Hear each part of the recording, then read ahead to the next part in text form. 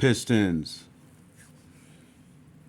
Here's another help me help you segment. A trade proposal uh, that's involving a four-team trade. You have Detroit, you have Chicago, you have Denver, and you have New Orleans. Okay, you have two teams. Well, at least you have one team that's in contention, which is Denver. So this trade is to take advantage of the window of their MVP type candidate and Jokovic, and them getting an asset to help move that needle. Now, with New Orleans, you get a addition with subtraction, where you get the flexibility to move forward. They get a center that they could use on a somewhat of a cheap deal. At the same time, they get rid of a player that I don't foresee them extending due to cap situations or financial situations, and they moving on from a player that's been often in trade talks. And then you get the Pistons inquiring two pieces that will help them at the very least miss the playoffs, and at the same time it allows them to still, if they miss the playoffs, they still could be in lottery contention as like maybe one the bottom of the lottery, and they can have flexibility to move up in the draft, and it also gives them flexibility for the future. So in this trade, we have the Pistons acquiring Brandon Ingram and Nikola Vukovic.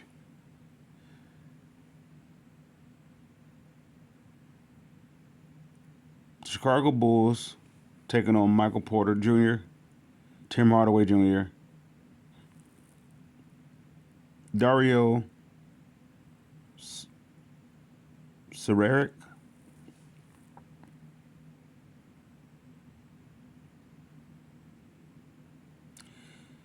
Marcus Sasser, and the Pistons Moore Jr. They're inquiring a lot of juniors. Okay, Denver is taking in Zach Levine and Paul Reed. And lastly, New Orleans is taking in Isaiah Stewart and Fontecchio. Now, with this trade, I would like to see the Pistons come out with at least two draft picks, at the very least. Well, at the most three. In the middle of the pack where it's safe, I will say one. But I would like for them to at least get two out of this deal. Whether if you're talking about they're getting the deal, or they're getting a pick from helping out Denver,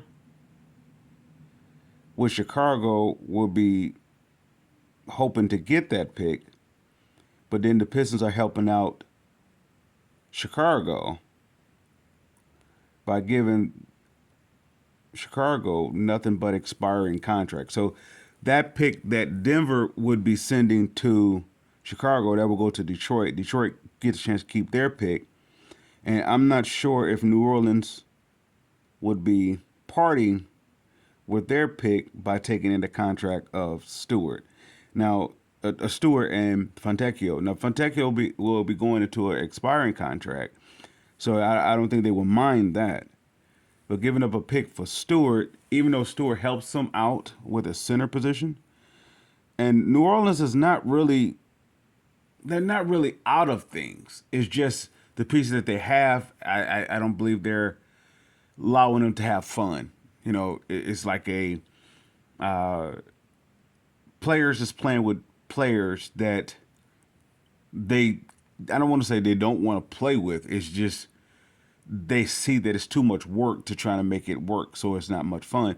But them having Stewart, a defensive minded center, or someone who could play alongside Zion Williamson once healthy or once available, they can move forward. And then it also, even though Stewart is on a 4-year deal of 15 per year, it's still not as it still puts them in a position to it give them a 2 year window, so to speak, with Zion and McCollum and their young talent, and it it gives you a 2 year window and try to make some moves, but it does take Ingram away from their situation, which I can imagine is somewhat as a headache because they can't extend them. Yet at the same time, they it just doesn't fit with him and Zion at least. Zion would be their guy, so they would need a guy they would need guys to complement that, and that's why I think. I forgot Jonte Murray is there, so I want to say they would like to move on from McCollum, as I'm hearing. I don't know how is that going to happen unless they're willing to take in something back in return from another team. There's a few teams with expiring contracts, so some teams will take, but the teams that could take it are teams that is not a contention. So it's like, what's the point of doing it? So we'll see. We'll see how that works. So let's say, for example, I don't, I could say that San Antonio can use it, but what's the point of doing that? We have Chris Paul and Castle there, so that defeats the purpose. So there's a few teams that could make that happen for McCollum, but they would have to give up draft compensation. So with this deal by Detroit giving them Stewart, you may deal with them for 3 more years outside of this remaining year. Yeah, but that's at 15 per. That's not really a bad contract. With the talent you have, that next year, at the very least, if Zion doesn't make, I believe how his clause go is his contract clause, or there's a clause in his contract that if he doesn't reach 60 games, the second year of his contract is not guaranteed of such. I believe that's how it goes. And they have the rights to waive him or whatever, move on from him, if they just see that the writing's on the wall, no one really could trade for his contract. His contract is out so humongous or so huge that no one would take the gamble on his health issues or him wanting to be healthy or whatnot, or his availability. So they can get from up under that, and they still can be relevant for the future. So this is what this trade is about. For I guess the pros for New Orleans, even though they have 4 guys that's up in the 30 range per 30 plus range per Zion, Ingram, Murray, and McCollum. And then they have the young cores, the young pieces that they're not willing to let go. So they are in a good position if they can at least have a subtraction of one of those, possibly 2 of those 30 plus players. Yet, due to the league being so cash strapped, that there's not much flexibility with that, or not many options or that's available for them. So, here's a segment of Pistons helping them out, but they're taking on somewhat half of their contract. But Fontecchio will after this year will be going into a free last year of his contract, which is an expiring contract. They can move on, and if none of the young players, if not working out to their timetable, they can package something and get from up under it. That sort of deal with Fontecchio. The only thing that I guess you could say that would be holding them hostage, so to speak, would be Stewart. Yet they're getting the guy that they somewhat need next to Zion once available. Now with the Bulls, with the Nuggets, they're getting I'm gonna say a much needed, but they're getting an additional score. I don't know. I want to say that he is a if once available, he's a multi-talented uh, player. Not much defense, but you're getting offense at on three levels per se, which can help them out of not being able to collapse on the Joker, if you will. And they get Paul Reed, so they get some depth, but it's on a very friendly 1 year, 1 million deal that they can waive it or whatnot, or let it go, or keep it just for depth. All right, now Chicago is inquiring a lot of pieces to the puzzle. Now I want to say if they're doing a rebuild, I want to say Michael Porter Jr. can help with that.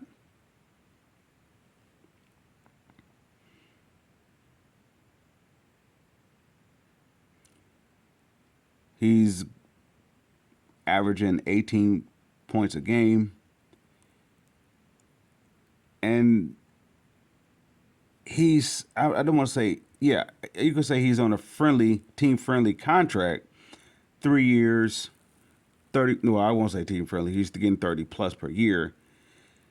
So you could see this to be a process of them rebuilding, starting with Michael Porter Jr. and they're unloading they're getting rid of that pass or that prior. Uh, let's see, I don't want to call it a big three with DeMar, Lonzo, and Levine. They're moving on from that, and so this helps them. And along with Porter Jr., they get another junior in Tim Hardaway Jr. from Detroit, which is on the expiring contract. So it helps them with their flexibility moving forward. It gives them some cap room, so if they want to acquire a free agent, they can do so.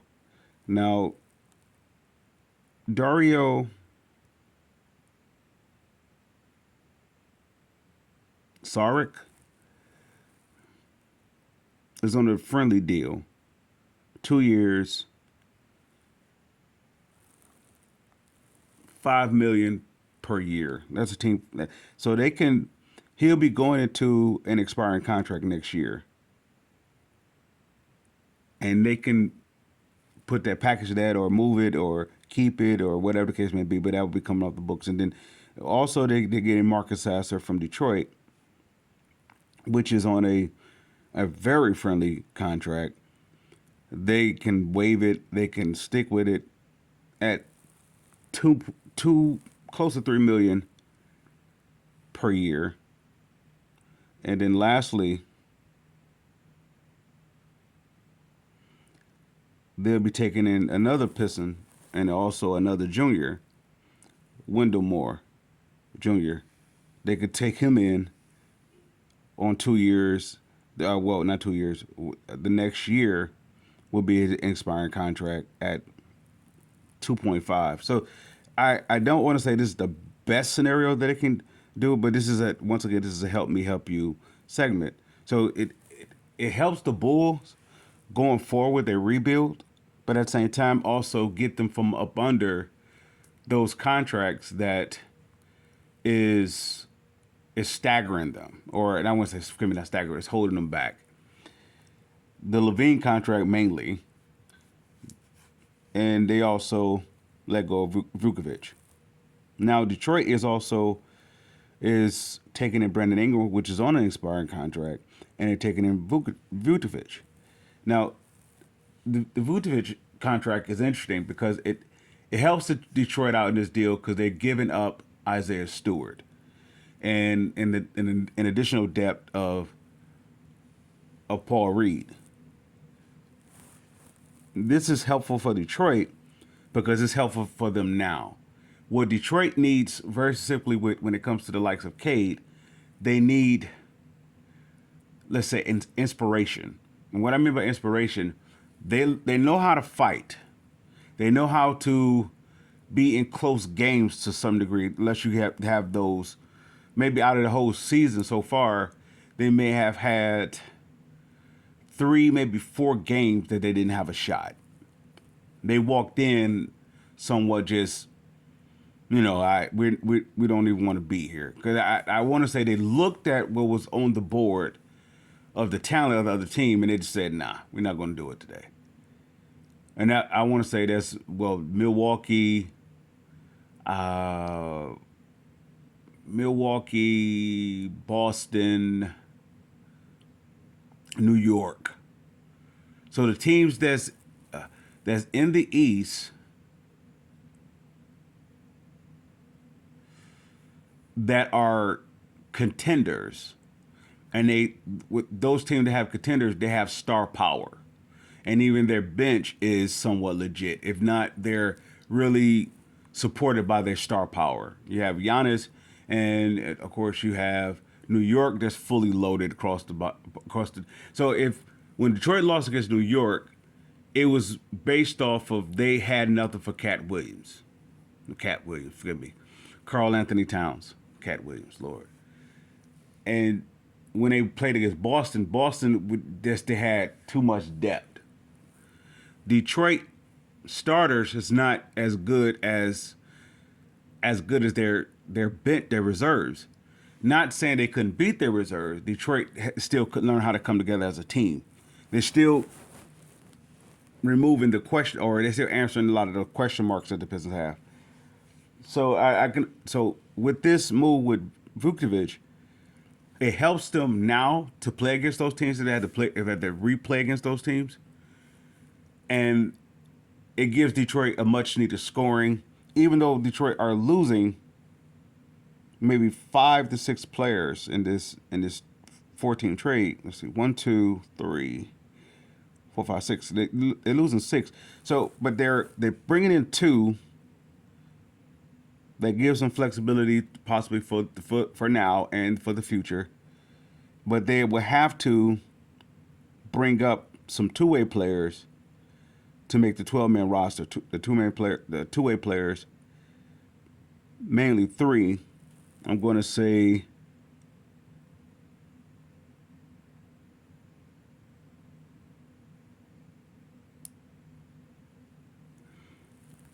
yeah, mainly three, maybe four, with along with Clintman, and they're barely will make the 12-man roster.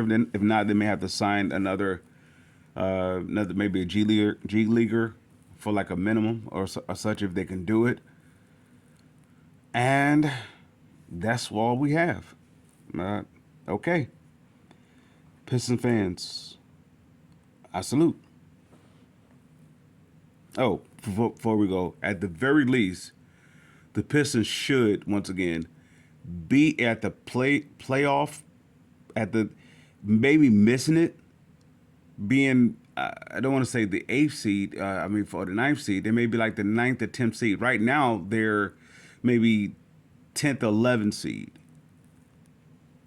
So this move here should take them up two notches. If they're at the 11, I want to say that nine spot that is where 9-8 is where they're trying to reach, and this possibly could get them to the eighth spot because they are in the hunt. I want to say with Chicago, maybe Brooklyn. Not Brooklyn. Forgive me. Let me see here. The Pistons is at the 10th seed, and they are in striking distance with the Pacers at 8.